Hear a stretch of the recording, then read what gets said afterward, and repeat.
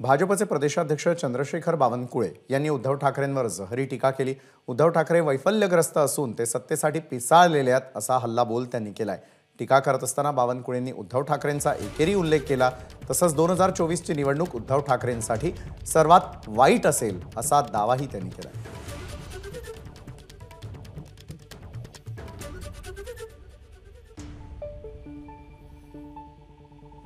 देवेंद्रजींनी तुम्हाला संपूर्ण प्रकारचं छत्र दिलं तेव्हा ते औरंगजेब नव्हते आणि आज सत्तेसाठी पिसाळलेला उद्धव ठाकरे मोदीजींना औरंगजेब म्हणतो आहे।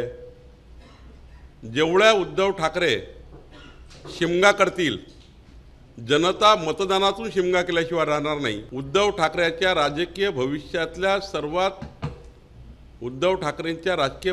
सर्वात वाईट निवडणूक 2024 असेल। आतापर्यंतच्या इतिहासात उद्धव ठाकरेला जेवढे मतं मिळाले त्यापेक्षा कितीतरी मतांनी उद्धव ठाकरेचा पराभव होईल। एबीपी माझा, उघडा डोळे बघा नीट।